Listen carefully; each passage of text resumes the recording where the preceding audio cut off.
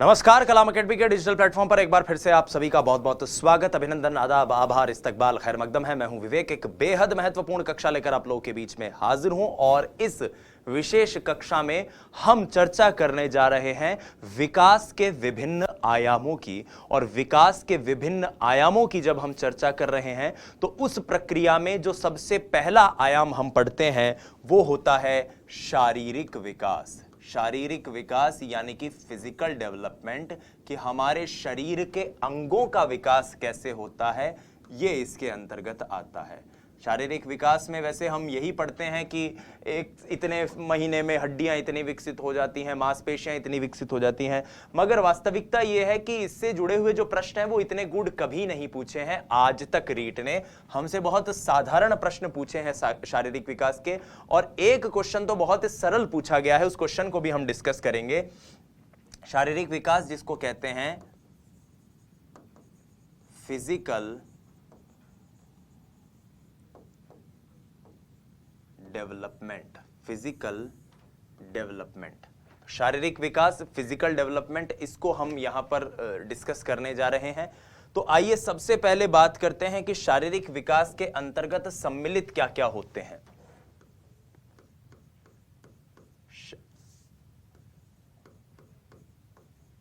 शारीरिक विकास में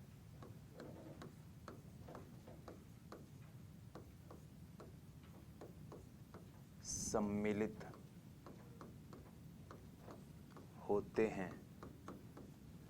क्या क्या चीजें सम्मिलित होती हैं शारीरिक विकास में? 4 चीजें हैं जो आपको याद रखनी है।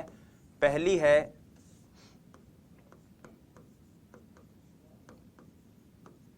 स्नायु मंडल, जिसको हम कहते हैं नर्वस सिस्टम।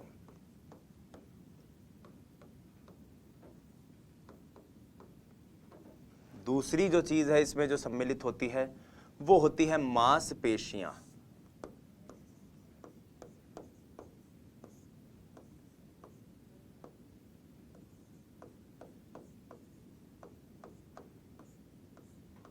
पेशियां, मसल्स। तीसरी जो चीज शारीरिक विकास में सम्मिलित होती है वो होती है अंतःस्रावी ग्रंथियां। अंतःस्रावी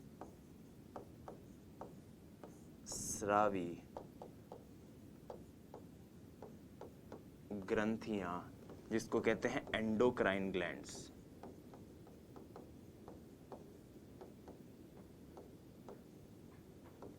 और चौथी चीज जो इसमें होती है शामिल, वो होती है शारीरिक संरचना। शारीरिक संरचना, जिसको हम कहते हैं फिजिकल स्ट्रक्चर।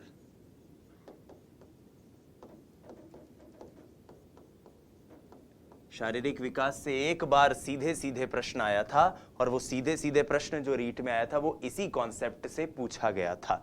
अब वो क्या प्रश्न था उसको भी जानने की कोशिश करते हैं। ये L1 2015 में क्वेश्चन आया था, और वो क्वेश्चन, ये जो यहां पे चीज लिखवाई एज इट इज लिखवाई गई थी, उस क्वेश्चन में पूछी गई थी कि शारीरिक विकास में होते हैं, विकास में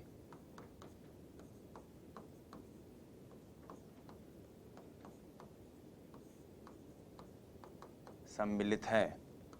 ऑप्शन ए था स्नायु मंडल, ऑप्शन बी था मांसपेशियों में वृद्धि,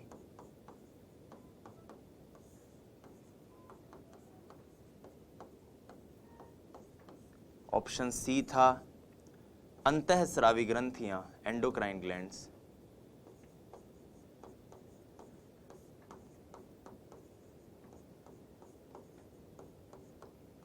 और ऑप्शन डी है उपरोक्त सभी।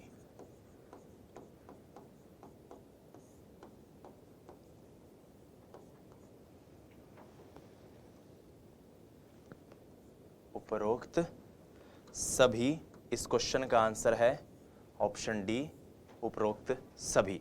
ये इस क्वेश्चन का आंसर था। तो ये क्वेश्चन L1 2015 में एक बार पूछा भी गया है। तो आप देख सकते हैं कि शारीरिक विकास में क्या क्या सम्मिलित होता है, हम इस टॉपिक में समझ सकते हैं। अब आइए शारीरिक विकास के अंतर्गत हम कुछ महत्वपूर्ण बिंदुओं को जानने की कोशिश करते हैं कि शैशवावस्था में अंगों का विकास कैसे होता है, बाल्यावस्था में कैसे होता है, किशोरावस्था में कैसे होता है।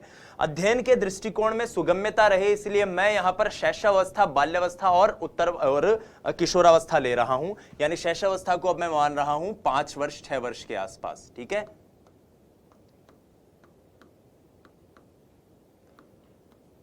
हालांकि ये जो पॉइंट्स मैं यहां पे लिखा रहा हूं ये इतने इंपॉर्टेंट है नहीं, मगर अपने को समझने चाहिए। सबसे पहले बात करते हैं शैशवावस्था में। तो एक चीज तो आपको पता है कि शैशव अवस्था में तीव्र शारीरिक विकास होता है। तीव्र शारीरिक विकास, शारीरिक विकास की जो गति होती है वो प्रथम 2 वर्षों में बहुत ज्यादा होती है, बहुत तेजी से शारीरिक विकास होता है। अब कुछ एक एक पॉइंट जानने की कोशिश करते हैं। सबसे पहले बात करते हैं लंबाई की। लंबाई की यानी कि हाइट की। तो जन्म के समय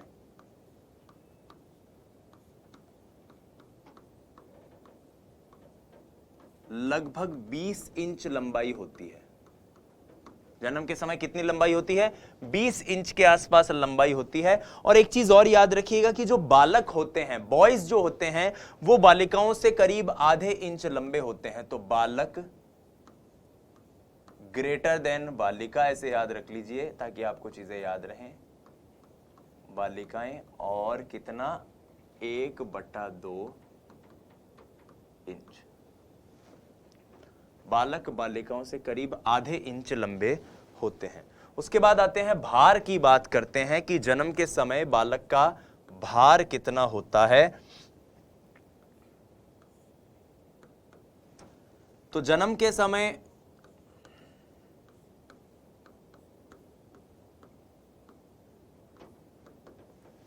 समय क्या होगा? करीब 3 किलोग्राम भार होगा। ठीक है, और यहां भी बालकों का जो भार है वो बालिकाओं से ज्यादा होता है। बालकों का भार बालिकाओं से ज्यादा। 6 माह में करीब जो भार है वो 2 गुना बढ़ता है और 1 साल तक ये 3 गुना जितना बढ़ जाता है। तो भार के बारे में एक फैक्ट आप और याद रखिएगा कि 6 माह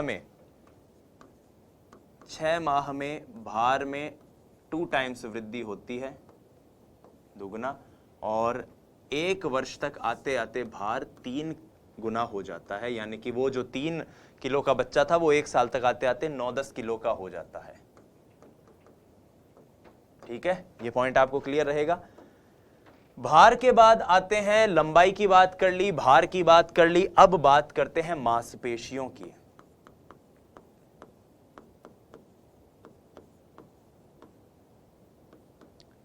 मांसपेशियां, इनका वजन जन्म के समय कुल वजन का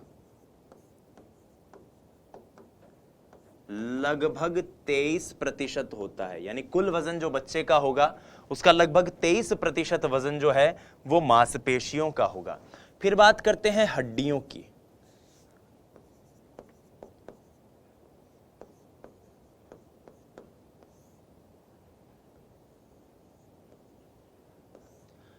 जन्म के समय ऐसा मानते हैं कि बच्चे में करीब 270 से 300 के करीब हड्डियां होती है, लेकिन बायोलॉजिकली जो स्ट्रक्चर, जो चीज होती है शरीर में उसको हड्डी नहीं कह सकते, वो कार्ट्रिज होता है खाली। तो लेकिन हम मनोवैज्ञानिक दृष्टिकोण से ऐसा कह सकते हैं कि जन्म के समय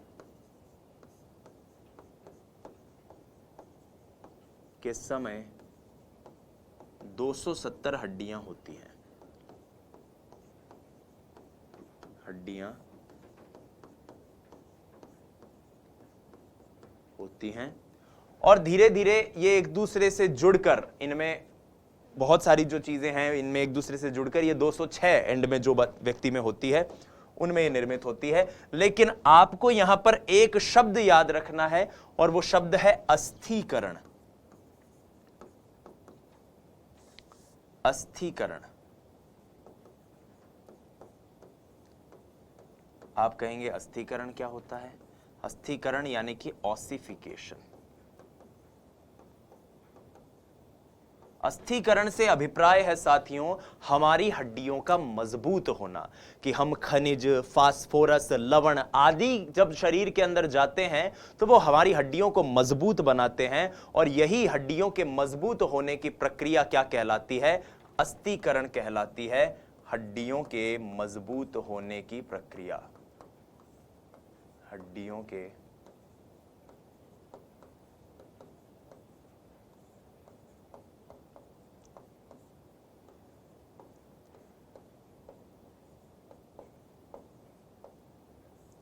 होने की प्रक्रिया क्या कहलाती है? अस्थिकरण कहलाती है। तो यहां पर हड्डियों के बारे में भी हमने जाना। अब जब हड्डियां विकसित इसी अवस्था में तीव्रता से हो रही हैं, तीव्र शारीरिक विकास इसी अवस्था में हो रहा है, तो प्रश्न उठता है कि अस्थिकरण की प्रक्रिया तीव्र कौन सी अवस्था में होगी? तो साहब अस्थिकरण की प्रक्रिया तीव्र इसी अवस्था में होती है। हमने लंबाई की बात कर ली, हमने भार की बात कर ली, हमने मांसपेशियों की बात कर ली। अब दो बातें और करनी है। एक बात करनी है सबसे पहले दांतों की। दांतों को लेकर बड़ा कंफ्यूजन रहता है विद्यार्थियों के मन में। दांत, टीथ, तो जन्म के समय दांत नहीं होते। जन्म के समय दांत नहीं होते, ये याद रखिएगा बात। कुछ विद्यार्थियों में, कुछ लोगों में जन्म के समय दांत मौजूद होते हैं, लेकिन उसको एक एनोमली माना जाता है, उसको एक विसंगति माना जाता है, उसको एक तरह का एक्सेप्शन माना जाता है। सामान्यतः जन्म के समय दांत नहीं होते। लेकिन एक फैक्ट और आप याद रखिएगा कि दांत जन्म के समय होते तो नहीं है, लेकिन टूथ फॉलिकल्स जरूर हमारे दांतों में उस वक्त मौजूद रहते हैं, जबड़े में मौजूद रहते हैं। इसलिए एक फैक्ट और आता है कि दांतों का विकास कब होता है। आपको लगता होगा कि साहब जन्म के समय नहीं होते, इसका मतलब दांत विकसित जन्मने के बाद होते हैं। गलत। दांतों का विकास गर्भावस्था में होता है, लेकिन दांतों का प्रकटीकरण, दांतों का दिखाई देना कौन सी अवस्था में आता है? कब? जन्म के बाद, शैशव अवस्था में। दांतों का विकास गर्भावस्था में लेकिन हो जाता है। एक चीज और है, व्यक्ति जब 4 से 6 माह का होता है, कभी 7 माह भी कई किताबों में लिख दिया जाता है, कहीं जगह 8 भी लिखा जाता है, कंफ्यूज नहीं होना है, तब व्यक्ति में अस्थायी दांत आते हैं, और इन अस्थायी दांतों को कहा जाता है दूध के दांत। अस्थायी दांत, दूध के दांत।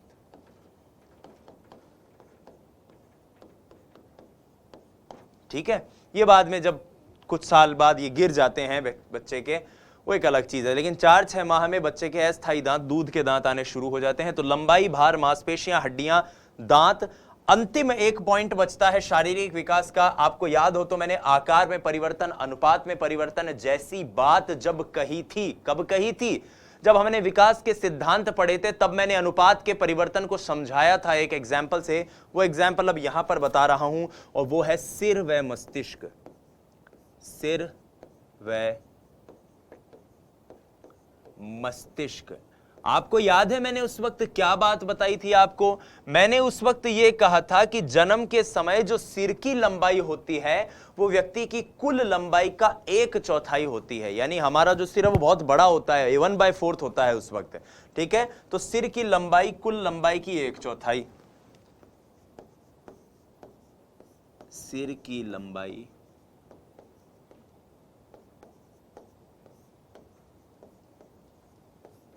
कुल लंबाई की 1/4 होती है।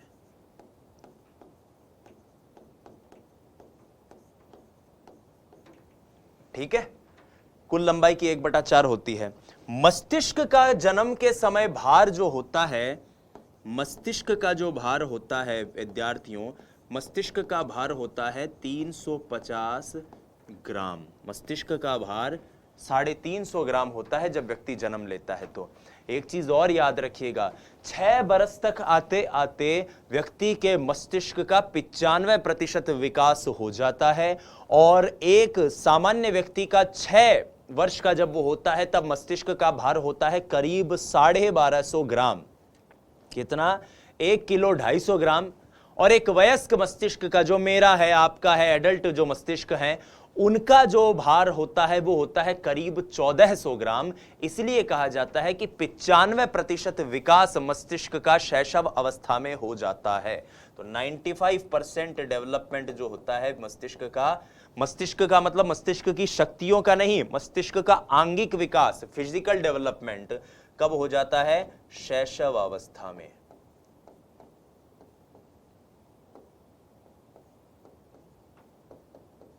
ठीक है, अब जब हमने इसको समझ लिया है तो आइए अब हम बात करते हैं किसकी? बाल्यावस्था की। आइए बाल्यावस्था की बात करते हैं, और मैं यहां पर, जैसा कि मैंने कहा, अध्ययन के दृष्टिकोण से मैं इसे ले रहा हूं 6 वर्ष के आसपास। बाल्यावस्था, तो सबसे पहले बात करते हैं लंबाई की और भार की। तो सबसे पहले लंबाई, कि बाल्यावस्था में लंबाई के बारे में क्या जानते हैं अपन?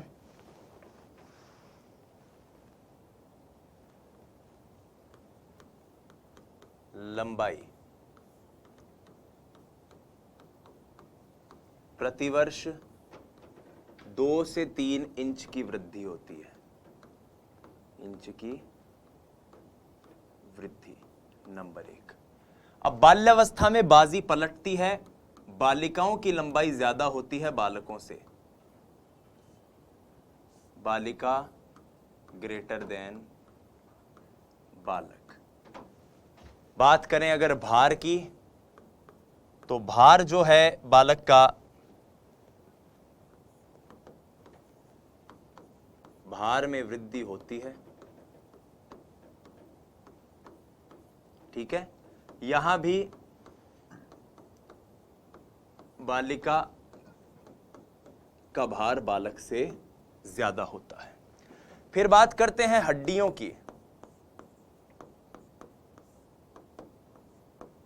तो हड्डियों में जो अस्थिकरण की प्रक्रिया हो रही थी वो अब तीव्र होती रहती है, क्योंकि अस्थिकरण जब तक नहीं होगा तब तक हड्डियां लचीली बनी रहेंगी, लचीली बनी रहेंगी तो कमजोर रहेगी। तो इसलिए अस्थिकरण की प्रक्रिया तीव्र होती है, प्रक्रिया तीव्र होती है।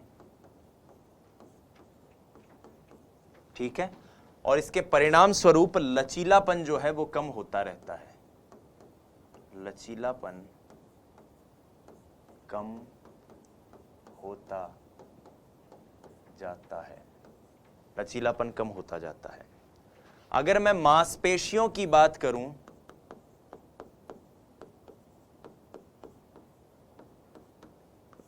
तो मांसपेशियों पे जो नियंत्रण है वो बढ़ता जाता है।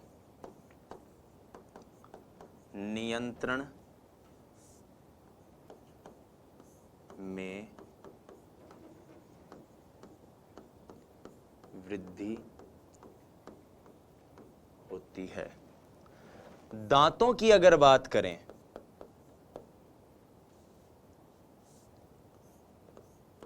तो वो जो अस्थायी दूध के दांत थे वो टूट जाते हैं और 28 की संख्या में नए दांत आते हैं। ठीक है,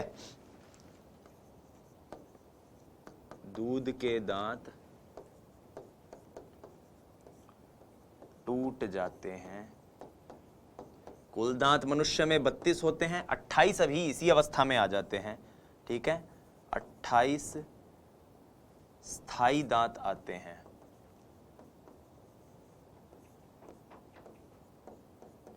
दांत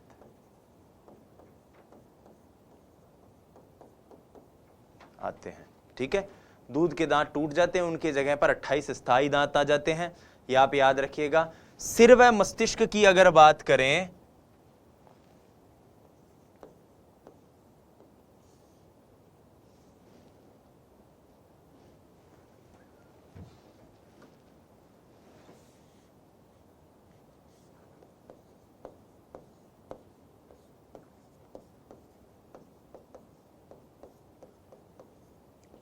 तो सिर व मस्तिष्क में ये याद रखिएगा कि जो अनुपातहीनता थी सिर व मस्तिष्क की वो कम हो जाती है।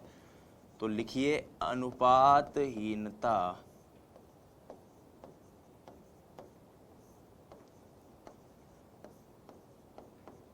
कम हो जाती है, अनुपातहीनता कम हो जाती है। ठीक है, लंबाई, भार, हड्डियां, मांसपेशियां, दांत, सिर व मस्तिष्क, अनुपातहीनता कम हो जाती है।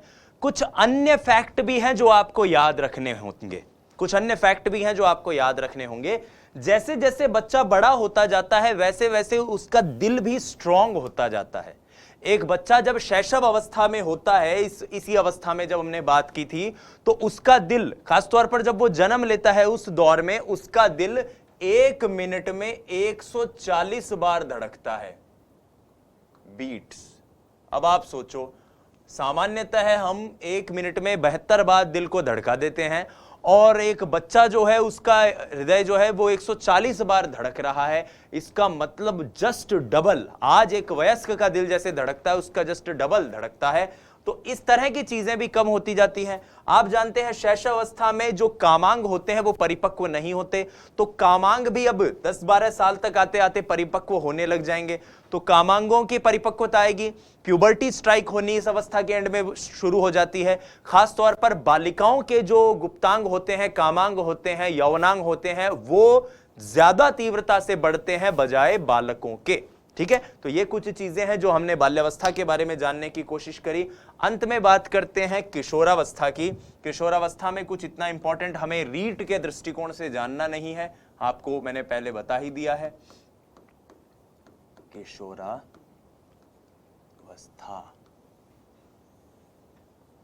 तो सबसे पहले तो बात करते हैं एक एक करके इन्हीं सारे बिंदुओं की किशोरावस्था में। सबसे पहले लंबाई, बालकों की लंबाई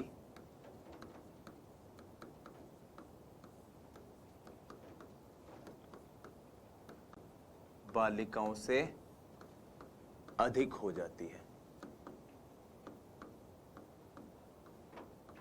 हो जाती है। ठीक है, भार की बात करें तो भार में भी ये बात याद रखनी है कि बालकों का भार बालिकाओं से अधिक होता है, बालिकाओं से अधिक होता है। ठीक है, उसके बाद अगर हड्डियों की बात करें तो अब हड्डियां मजबूत हो जाती हैं। खासतौर पर अस्थिकरण की जो प्रक्रिया है समाप्त हो जाता है, अस्थिकरण समाप्त हो जाता है। ठीक है, अस्थिकरण के बाद दूसरी चीज क्या आती है? अस्थिकरण आता है, समाप्त हो जाता है, उसके बाद आती है मांसपेशियां।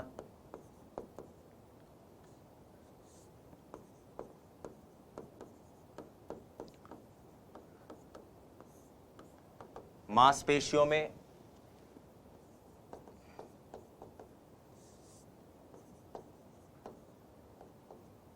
सुदृढ़ व मजबूत मांसपेशियां आ जाती हैं। ठीक है, उसके बाद दांत। दांत की अगर बात करें तो 4 प्रज्ञादंत यानी विजडम टीथ, अक्ल जाड़ जिसको कहते हैं, वो इस अवस्था में आते हैं। सिर व मस्तिष्क की बात करें तो सिर व मस्तिष्क में आप जानते हैं कि सिर व मस्तिष्क का जो विकास होता है वो लगभग 15 वर्ष के आसपास समाप्त हो जाता है। तो 15-16 वर्ष तक ये विकास चलता रहता है और 15-16 वर्ष तक पूर्ण हो जाता है। इसके अलावा जो यौनांग होते हैं वो परिपक्व हो जाते हैं। बालिकाओं के अंदर प्यूबर्टी बालकों से पहले आती है, करीब 2 साल पहले। किशोरावस्था जो है वो भी बालिकाओं में बालकों से पहले आती है, ये भी हमने पढ़ रखा है, ये भी आप जानिए। हालांकि रीट को लेकर इतना डिटेल में हमें जानने की जरूरत नहीं है। आवाज में परिवर्तन एक बड़ी महत्वपूर्ण विशेषता होती है। खासतौर पर बालकों की आवाज भारी हो जाती है, बालिकाओं की आवाज और मृदुल हो जाती है। बालकों की आवाज के पीछे ये एडम्स एप्पल, आप देखिए थायराइड ग्रंथि एक बड़ी भूमिका निभाती है। एडम्स एप्पल बालकों के गर्दन पे ये नजर आने लग जाता है, आप चेक कर सकते हो, बालिकाओं के एडम्स एप्पल नहीं होता। तो इस तरह की कुछ विशेषताएं हैं जो हम इसमें देखा करते हैं किशोरावस्था में, ठीक है। और इस प्रकार से आप किशोरावस्था, शैशवावस्था, बाल्यावस्था की शारीरिक विकास की विशेषताओं को समझ सकते हैं। अब आइए आगे बढ़ते हैं और गतिक विकास की बात करते हैं। तो अब आइए शारीरिक विकास से ही जुड़े हुए एक और पक्ष का अध्ययन करते हैं और वो है गामक विकास।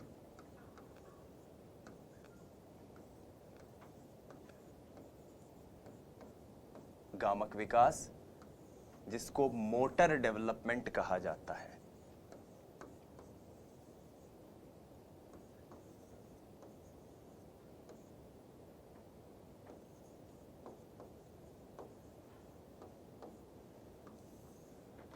मोटर डेवलपमेंट का मतलब क्या है? मोटर डेवलपमेंट का मतलब यह है साथियों कि हमारा शरीर तो ग्रो हो गया, हमारा शरीर तो बढ़ गया। आपने देखा, अभी इससे पहले हम शारीरिक विकास में यही चर्चा कर रहे थे कि हड्डियां कैसे बढ़ती है, मांसपेशियों का विकास कैसे होता है, लंबाई कितनी बढ़ती है, वजन कितना बढ़ता है। लेकिन मनुष्य के केवल अंगों का विकास हो जाना ही मनुष्यता का विकास नहीं है, उसकी क्रिया शक्ति का विकास नहीं है। हम इन अंगों का, इन मांसपेशियों का कितनी कुशलता से उपयोग कर सकते हैं, यह भी उतना ही महत्वपूर्ण है, यह भी उतना ही महत्वपूर्ण है। तो इस चीज को लेकर गामक विकास सामने आता है। गामक विकास को लेकर एलिजाबेथ हरलॉक का कथन है,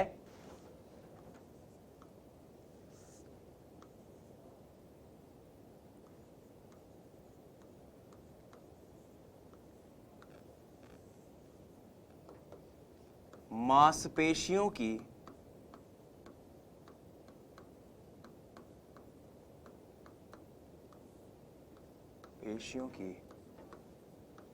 उन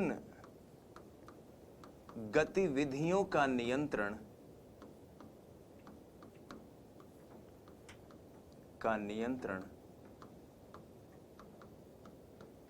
जो जन्म के समय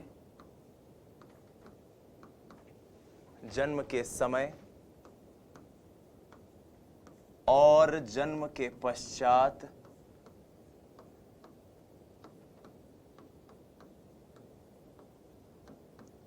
अनिश्चित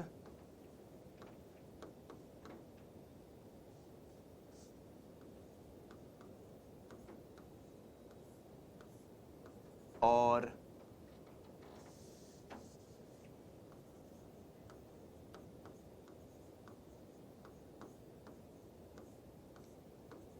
निरर्थक होती हैं।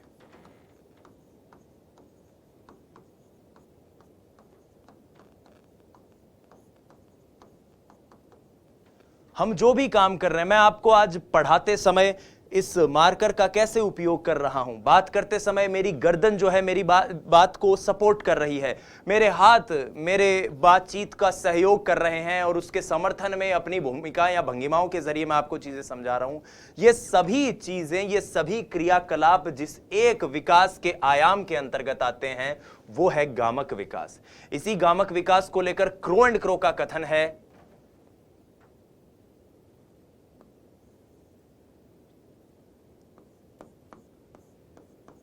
क्रो एवं क्रो।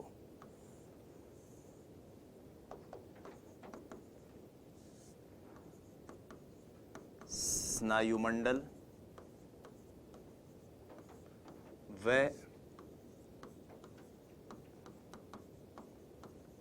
मांसपेशियों की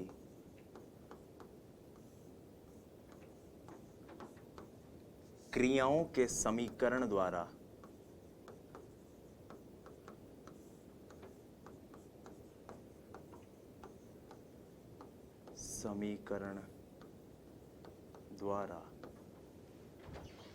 जो शारीरिक क्रियाकलाप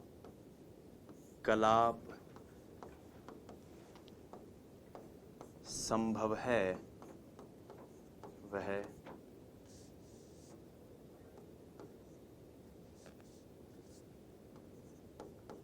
क्या कहलाती हैं? वो जो क्रियाएं क्या कहलाती है? गामक क्रियाएं कहलाती है।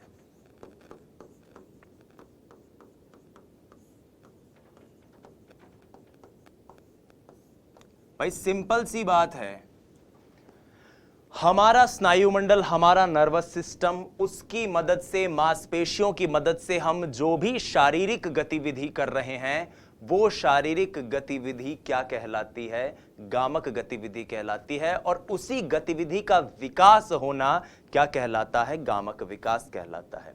अब ये आप कह रहे हैं कि दो कथन क्यों बताए? ये कथन मैं इसलिए बता रहा हूं क्योंकि मैं आपको एक तीसरा कथन और बताऊंगा, और वो तीसरा कथन है गैरीसन का। गैरीसन का ये कथन मैं इसलिए बता रहा हूं क्योंकि गैरीसन के इसी कथन से एक बार रीट सवाल पूछ चुका है। गैरीसन के इसी कथन से ये सवाल रीट पूछ चुका है कि गामक क्रिया या गामक विकास के अंतर्गत मुख्य वो कौन कौन से तत्व सम्मिलित होते हैं। शरीर के अंगों का विकास होना नहीं है, शरीर के अंगों की क्रियाविधि का विकास होना है, उसकी फंक्शनैलिटी का विकास होना है। और उस फंक्शनैलिटी के विकास में जो मुख्य 3 तत्व आते हैं वो आते हैं शक्ति,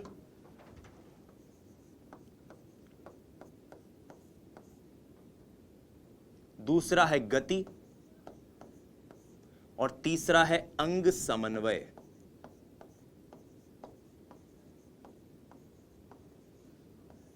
पहली चीज स्ट्रेंथ हो, दूसरी चीज स्पीड हो, और तीसरा अंग समन्वय यानी अंगों में कोऑर्डिनेशन हो।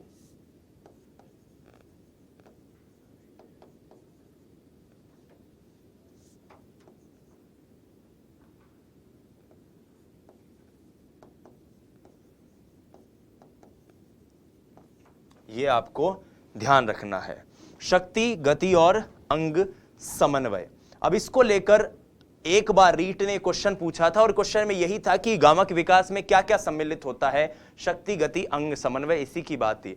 केवल शक्ति से भी काम नहीं बनेगा, केवल गति से भी काम नहीं बनेगा, अंग का समन्वय भी हो केवल तो भी काम नहीं बनेगा, तीनों चीजें एक साथ होंगी तब काम बनेगा। और यहां पर हम ये कुछ महत्वपूर्ण बिंदु देखते हैं। इसके बाद आपको इस वक्त स्क्रीन पर एक फोटोग्राफ दिखाई दे रही होगी बच्चे की। पढ़ नहीं पा रहे होंगे तो परेशान होने की जरूरत नहीं है, मैं कोशिश करूंगा कि आपके स्क्रीन पर भी ये रिफ्लेक्ट हो, ना कि मेरे बैकड्रॉप पर भी। और ये जो ऑफिशियल डेटा है ये रॉबर्ट ए बैरॉन साहब की जो किताब है वहां से मैंने आपके लिए लिया है, ताकि ऑथेंटिकली आपको ये चीजें पता चलें कि कौन कौन सी अवस्था में, अवधि में, उम्र में या किस समय में व्यक्ति में कौन कौन सी गामक क्रिया परिलक्षित होती है। वैसे ये फोटोग्राफ आपके नोट्स पे भी आपको एज इट इज मिल जाएगी, तो आपको परेशान नहीं होना है। जन्म के समय बालक की परिस्थिति आप जानते हैं कैसी होती है। जब वो 1 महीने के आसपास होता है, खास तौर पर 2 वीक्स टू 2 मंथ, 1 महीने के लगभग, वो अपने गर्दन को उठाना प्रारंभ कर देता है। जब वो 2 महीने का होता है तो वो 1.5 से 3 महीने के लगभग, इस तरह से कह सकते हैं, और एवरेज 2 महीने का एक बच्चा अपनी चेस्ट को, अपनी छाती को भी उठाना शुरू कर देता है। 3 महीने के आसपास बच्चा रीच एंड मिस, यानी कि कुछ इस तरह से चीजों को पकड़ना या देखना करना, इस तरह की गतिविधियां करने लग जाता है। 4 महीने तक बच्चा किसी के द्वारा सहारा देने पर बैठने लग जाता है। 5 महीने पर जब वो होता है तो गोद में बैठने लग जाता है और चीजों को पकड़ने की कोशिश करने लग जाता है। 6 महीने का बच्चा, जो बच्चों के लिए आप जानते हैं कुछ ऐसी कुर्सियां या वॉकर टाइप के जो आते हैं, चला नहीं पाएगा लेकिन उस पर बैठ जाएगा, अब कोई दिक्कत नहीं होगी। Sit in high chair, grasp dangling objects. 6.5 महीने के आसपास बच्चा अकेला बैठ सकता है और उसको बैठने पर यह डर नहीं होता कि ये गिर जाएगा या कुछ होगा। ये ऑथेंटिक ऑफिशियल डेटा है। अगर इसको अपन याद भी करते हैं और परीक्षा में इसके जरिए प्रश्न का उत्तर भी देते हैं तो कोई परेशानी नहीं होने वाली, क्योंकि एक फॉरेन ऑथर के साथ में हम उसके एक तरह से कह सकते हैं, उसको हमने रेस्पेक्टिवली मानकर, उसको आधार मानकर इस डेटा को तैयार किया है रेफरेंस में। 8 महीने का बच्चा किसी की मदद से खड़ा हो सकता है, he can stand with the help of someone. वहीं 8 महीने के आसपास वो स्वयं भी कुछ बच्चों के अंदर यह चीज होती है कि किसी चीज को पकड़ के खड़े होने लग जाते हैं। 9 महीने का बच्चा करीब करीब किसी चीज को पकड़ के खुद से खड़ा होने लग जाता है। यहां तो क्या है कि किसी चीज को पकड़ा दो उसे तो उसके पकड़ के खड़ा रहेगा, लेकिन जब वो 9 महीने का होगा तो वो किसी चीज का सहारा लेके खड़ा होने लग जाता है। जैसे मान लो यहां कोई टेबल है तो वो ऐसे ऐसे हाथ रखेगा इस टेबल पे और फिर उसका सहारा लेके खड़ा होने की कोशिश करेगा। आप इस फोटो में ये देख पा रहे हैं। 10 महीने का बच्चा वो एक तरह से क्रीप एंड हैंड एंड नीज लुढ़कने लग जाता है और एक तरह से कह सकते हैं घुटनों के बल चलने लग जाता है। 11 महीने का बच्चा इसी तरह से सीढ़ियां भी चढ़ सकता है, किसी चीज को घुटनों के बल चलते चलते सीढ़ियां भी चढ़ सकता है। 11 महीने के आसपास ही बच्चे में यह चीज देखने को मिलती है कि कोई हाथ पकड़े तो वो आगे चल सकता है और अकेला खड़ा भी हो सकता है और 12 महीने के लगभग बच्चा चलने लग जाता है। तो ये कुछ महत्वपूर्ण गामक गतिविधियां हैं जो हमने देखी, जो एक बच्चे के अंदर होती हैं और इन्हीं गामक गतिविधियों के विकास की बात गामक विकास के अंतर्गत हम किया करते हैं। अब हम गामक विकास को यहां पर इस पूरे सेक्शन के जरिए आप गामक विकास को समझ सकते हैं शैशव अवस्था में। शैशव अवस्था में आप गामक विकास को समझ सकते हैं कि शैशव अवस्था में गामक विकास कैसे होता है। अगली अवस्था में जो आपकी बाल्यावस्था किशोरावस्था होती है उसके गामक विकास को जानने के लिए हमें एक वर्गीकरण समझना पड़ेगा जिसको कहा जाता है चलन कौशल।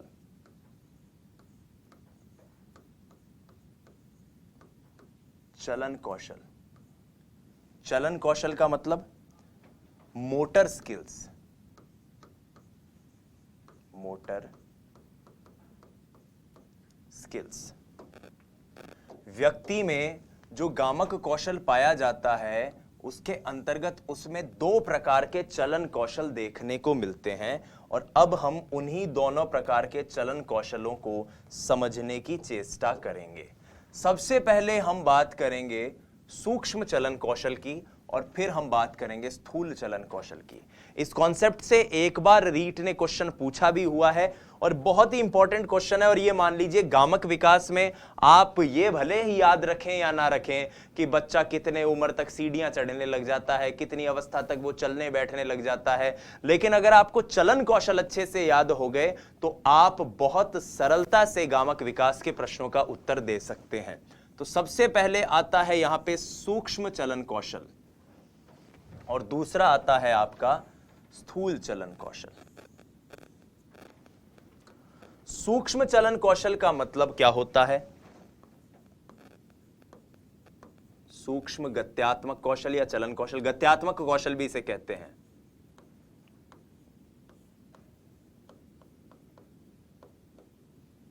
सूक्ष्म चलन कौशल, फाइन मोटर स्किल्स। और स्थूल गत्यात्मक कौशल या स्थूल चलन कौशल, स्थूल चलन कौशल, ग्रॉस मोटर स्किल्स।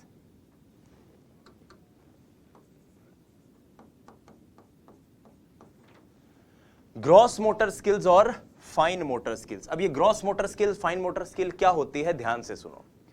एक बच्चा जब गत्यात्मक कौशल को सीख रहा होता है या उसकी गत्यात्मक कौशल में जब विकास हो रहा होता है तो ये 2 तरीके से होता है।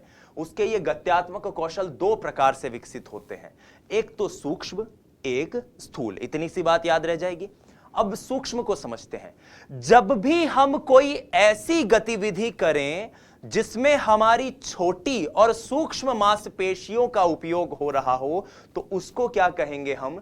सूक्ष्म चलन कौशल। जैसे आपको कोई बोले कि यार तेरे को पता है वो जो है हमारा दोस्त जो है उसकी अमेरिका में नौकरी लग गई, तो आप कहोगे हैं? अब ये जो है बोलते समय आपकी जो ये भौं की मांसपेशियां ये ऊपर हुई, तो ये क्या है? सूक्ष्म चलन कौशल। एक किसी ने कहा कि देख देख देख वहां पर जो है अमिताभ बच्चन आया हुआ है, तो आप भागते हुए जा रहे हो, तो भागते हुए जाने की प्रक्रिया में आपके हाथ पांव सब एकदम से बड़े लेवल पर काम कर रहे हैं, बड़ी मांसपेशियां उपयोग में आ रही हैं, तो ये क्या है? स्थूल चलन कौशल। तो यहां पर बस छोटी सी बात याद रखनी है हमें, सूक्ष्म चलन कौशल जहां पर छोटे स्तर पर मांसपेशियां या छोटी मांसपेशियां उपयोग हों, छोटी मांसपेशियां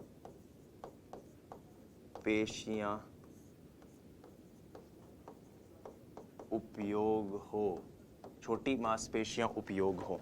अब छोटी मांसपेशियां कैसे उपयोग हो सकती हैं भाई साहब? छोटी मांसपेशियां उपयोग हो सकती हैं लिखने में। लिखने की प्रक्रिया में हम सिर्फ कलम का इस्तेमाल कर रहे हैं। लिखना, सितार बजाना,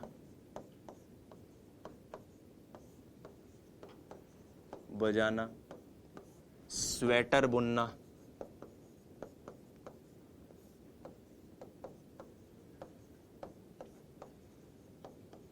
आदि छोटी मांसपेशियां उपयोग में हो रही हो। जबकि मैं बात करूं अगर स्थूल चलन कौशल की, तो ये वो चलन कौशल है जहां पर बड़ी मांसपेशियां उपयोग में आए, बड़ी मांसपेशियों का उपयोग। स्थूल चलन कौशल मतलब बड़ी मांसपेशियों का उपयोग, जैसे कि दौड़ना, भागना, सीढ़ियां चढ़ना।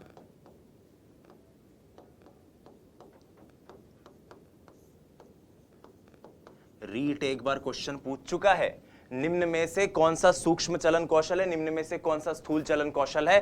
4 एग्जाम्पल दिए थे और सीधा सीधा 1 नंबर का जुगाड़ था। तो इस तरह के क्वेश्चन जो बहुत सरलता से हम कर सकते हैं, उनके ऊपर पहला फोकस कीजिए। मेरे ख्याल से सूक्ष्म चलन कौशल और स्थूल चलन कौशल आपको अच्छे से क्लियर हो गया होगा कि क्या होता है स्थूल चलन कौशल, क्या होता है सूक्ष्म चलन कौशल। अब आइए रीट का वो प्रश्न देख लेते हैं जो रीट में एक बार पूछा गया था।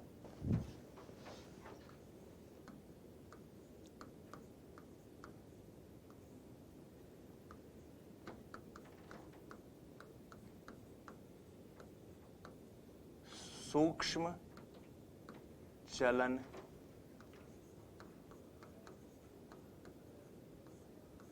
कौशल का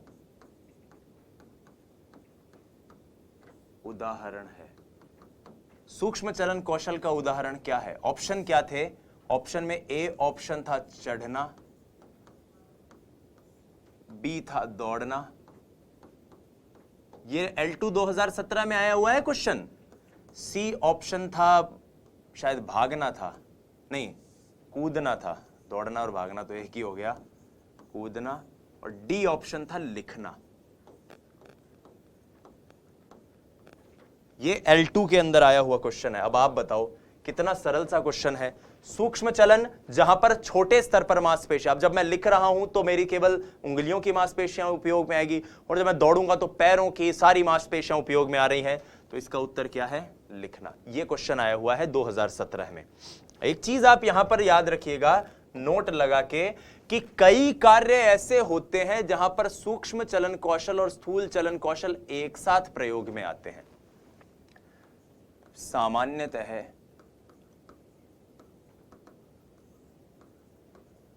हमारे दैनिक कार्यों में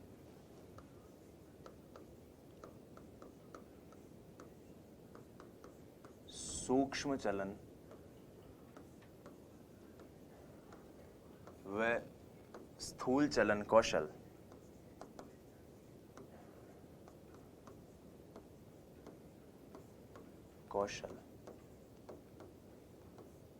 एक साथ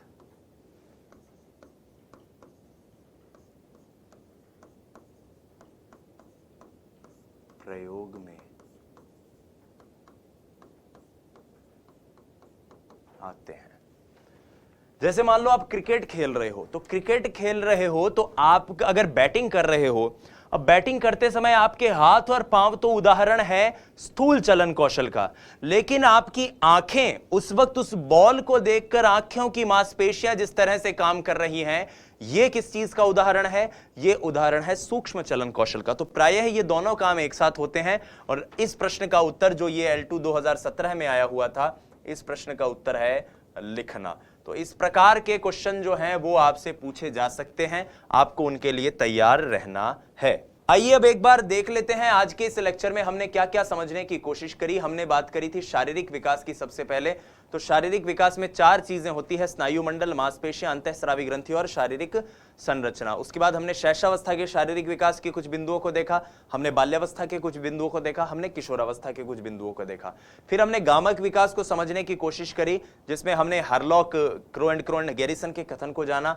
हमने जाना शैशवावस्था के अंदर मुख्यतः गामक विकास में कौन सी गतिविधियां होती है, और हमने सूक्ष्म चलन और स्थूल चलन कौशल को भी जानने की कोशिश करी। सूक्ष्म चलन जहां पर बड़ी मांसपेशियां उपयोग में आए और स्थूल चलन जहां पर छोटी मांसपेशियां ज्यादा उपयोग में आए। बहरहाल धन्यवाद, जय हिंद, वंदे मातरम, स्वस्थ रहिए, मस्त रहिए, अपनी तैयारी में व्यस्त रहिए। ये वीडियो लेक्चर जो है ये आपको इसलिए दिए जा रहे हैं ताकि आप बेहतर ढंग से कम समय में और अनावश्यक चीजों को ना पढ़ते हुए केवल आवश्यक बिंदुओं पर फोकस करते हुए अपनी रीट की तैयारी कम समय में बेहतर ढंग से कर पाओ। ठीक है, अगले वीडियो में हम बात करेंगे मानसिक विकास की। धन्यवाद, नमस्कार।